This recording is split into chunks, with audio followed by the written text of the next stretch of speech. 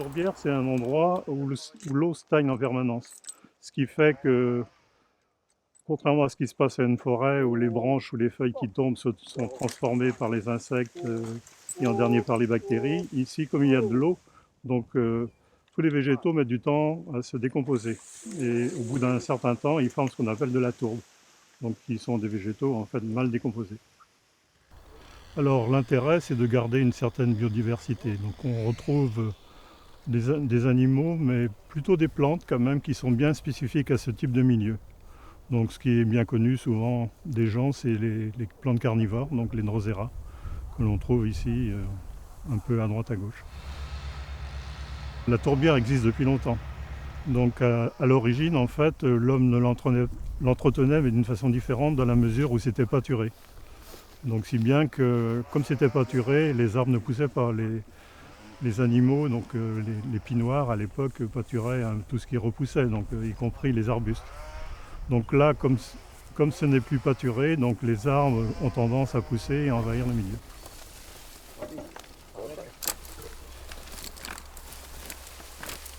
C'est notamment les bouleaux et les saules, et en fait, qui poussent assez facilement dans ce type de milieu et donc qui ont tendance à l'envahir.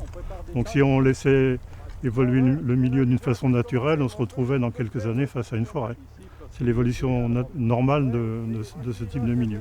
Donc on se retrouverait avec un biotope complètement différent et des espèces complètement différentes. Donc quand vous voyez que vous promenez en forêt, bon, vous allez trouver des champignons maintenant, mais vous n'allez pas trouver de Drosera par exemple.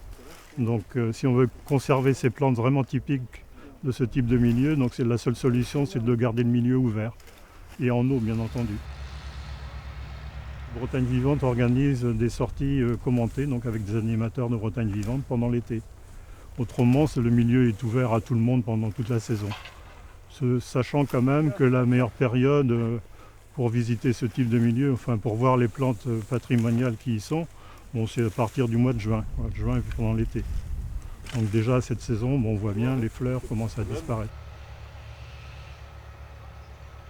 Si on veut conserver cette tourbière, en fait, c'est parce que dans l'est du département, c'est une des tourbières d'importance. Bon, les tourbières en général, comme je vous disais tout à l'heure, ce sont des milieux donc, où il y a de l'eau en permanence. Donc plus la pluviométrie est importante dans un endroit, plus on risque d'avoir de tourbières. Donc dans l'ouest du département, donc, il y en a davantage par exemple. Donc ici, c'est quand même une tourbière au point de vue surface qui est intéressante. Donc c'est pour ça qu'on essaie de la conserver en été. On va faire tout ce qui est là-bas. Bretagne Vivante, une association qui a été créée il y a à peu près maintenant 60 ans et dont la finalité, je dirais, de mettre en avant le patrimoine naturel de Bretagne. Bretagne Vivante s'implique dans 4 domaines, qui est d'une part interférer sur toutes les questions liées à l'environnement que l'on connaît, que ce soit les problématiques de l'eau, d'agriculture ou Notre-Dame-des-Landes par exemple. C'est également tout un réseau de naturalistes qui travaillent pour mettre en avant tout ce patrimoine naturel en termes de faune et de flore, et ça aboutit à des ouvrages, à des inventaires, à des documents disponibles pour le public. Le troisième point, c'est Bretagne Vivante a depuis longtemps mis en place un travail de sensibilisation auprès du public et des scolaires afin de prendre conscience de l'intérêt qu'il y a de mettre en avant cette nature, mais aussi de la protéger. Donc à ce titre, on touche à peu près 80 000 personnes par an. Et le quatrième point, c'est depuis maintenant 60 ans, face à une urgence, je dirais mis en réserve un certain nombre de sites, en partenariat soit avec l'État, les collectivités, enfin la région, l'État, les communes, etc., ou les privés. Et on a maintenant à peu près 130 réserves en Bretagne qui vont de réserves naturelles d'État, comme celle de Séné par exemple, ou à Groix, à des sites comme celui de Séran. Et la municipalité a confié la gestion, la valorisation et la mise en avant du patrimoine donc à Bretagne Vivante. Il y a un élément comme prépondérant, il faut savoir que la tourbe, donc dans la tourbière il y a tourbe, c'est une roche végétale. Ce sont des milieux très particuliers, très acides, le pH est de 4. Et lorsque les éléments, comme le pollen ou les graines sont emprisonnés dans la tourbe, ils sont peu ou pas décomposés. C'est ce qu'on appelle un milieu réducteur. Lorsque les conditions sont à nouveau réunies, à savoir donc on ouvre le milieu, on dégage certaines parties du sol, les graines germent à nouveau et les plantes repartent. On a toujours besoin des bénévoles pour plusieurs raisons, parce qu'il faut être nombreux lorsqu'on intervient sur certains chantiers, ça c'est clair. Et puis d'autre part, comme je le sous-entendais précédemment, c'est que le patrimoine naturel appartient à tout le monde.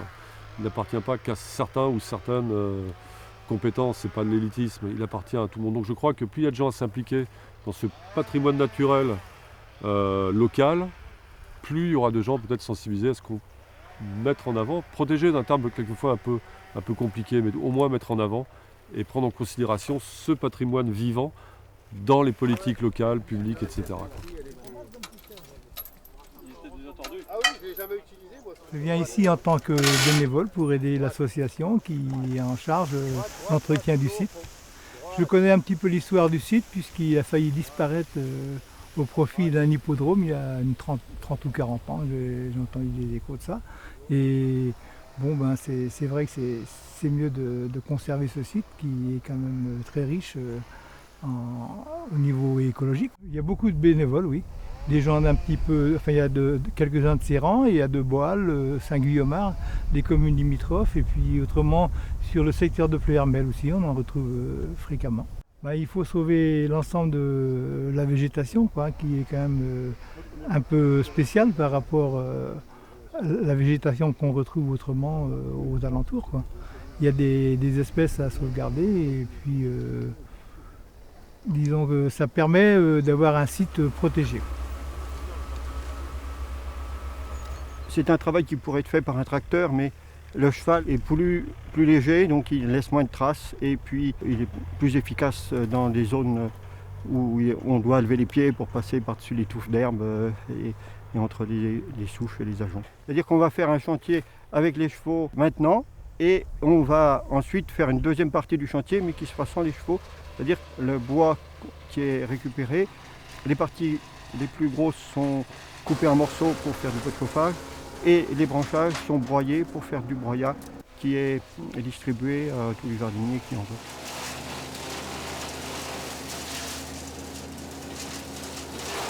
Si on veut sauvegarder la race des chevaux bretons, entre autres, il faut qu'on leur trouve une autre utilité que de servir de beefsteak, quoi. Hein? Et si on veut les utiliser, on peut le faire que ce soit pour faire du débardage comme ça, du travail du sol avec ce que font les maraîchers bio. L'association Fer à Cheval, c'est une association qui travaille pour l'utilisation des chevaux de trait de bretons, de préférence en ville. Hein. Et donc c'est une association qui est née en 2012. On doit être une soixantaine d'adhérents au niveau de l'association. Il y a une vingtaine de professionnels, donc comme Laurent qui est là. Et on a une dizaine de municipalités qui utilisent déjà des chevaux.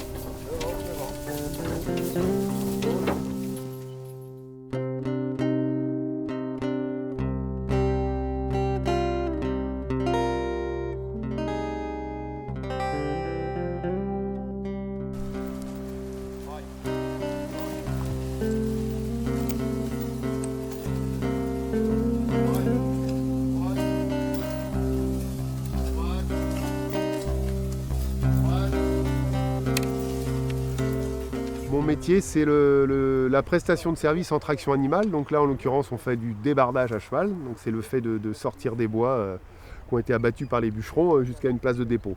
Voilà, et on intervient donc en forêt et sur les espaces naturels sensibles, type la tourbière sur laquelle on évolue aujourd'hui, quoi. C'est mon activité depuis 25 ans maintenant, donc je me suis formé à l'attelage. Et puis ensuite, après, je suis allé chez des professionnels du bois, apprendre pour avoir des connaissances très spécifiques dans la conduite des chevaux avec des outils, dans la forêt, quoi. Ça demande quand même une formation très particulière. C'est un dressage très particulier parce que ce sont des chevaux qui évoluent, donc là il y a un tracteur, mais souvent il y a des tronçonneuses, donc ça veut dire un milieu quand même malgré tout assez bruyant. Et puis une conduite assez particulière où on n'a qu'une seule guide, donc c'est une conduite au cordeau, les chevaux sont dressés à la voie. Donc il y a quand même un dressage très particulier qui prend un peu de temps pour avoir des résultats, pour être efficace, parce que notre activité c'est aussi être efficace, quoi. C'est démontrer que le cheval aujourd'hui il est performant, c'est une énergie à considérer et qui rend vraiment service sur des espaces comme ça qui sont très très sensibles. Et je trouve qu'aujourd'hui c'est l'illustration vraiment parfaite de la bonne place du cheval, c'est-à-dire qu'on le met sur la tourbière, sur un sol qui est très fragile, Et là où le sol est porteur, il y a une reprise mécanique faite par un tracteur. C'est souvent en conjuguant comme ça et en associant les pratiques qu'on devient très performant et on démontre la pertinence du cheval, quoi. Donc là aujourd'hui il y a 2 chevaux, il y a Vénus qui est une jument très bretonne qui a 8 ans et Végan, le gris là qu'on a pu voir tout à l'heure, qui est percheron, qui a 8 ans aussi. Ce sont les 2 chevaux qui sont vraiment dressés pour ces travaux-là, quoi, de débardage, on va dire. Il y a toujours au minimum 2 chevaux. C'est souvent plus, mais au minimum 2, parce que parfois il y a des charges qui nécessitent la force de 2 chevaux. Donc moi j'aime bien préparer les 2 chevaux. On alterne dans la journée, et si le besoin est là d'atteler en paire pour déplacer une grosse charge, et bien au moins les chevaux sont prêts et ça va très très vite, quoi. C'est une énergie renouvelable qui est sous-utilisée aujourd'hui, et je pense que voilà, des journées comme ça et les initiatives qu'il y a dans les collectivités démontrent l'intérêt du travail avec les chevaux, quoi. Moi j'ai fait une collecte de déchets triés, là, les sacs jaunes dans le centre-ville de Questembert pendant 6 ans. On passait là où le camion ne circule pas, on est tout à fait efficace quand l'habitat est groupé. On était aussi performant qu'un camion dans l'hypercentre des villes, quoi. En plus du bien-être que ça procure aux gens qui habitent en ville, parce que c'est quand même vachement agréable de voir un cheval évoluer sur la place du village qu'un camion un peu bruyant qui fait bip bip quand ça recule, et voilà. C'est pas de dire on va tout faire avec les chevaux, quoi, c'est vraiment une énergie à considérer pour demain.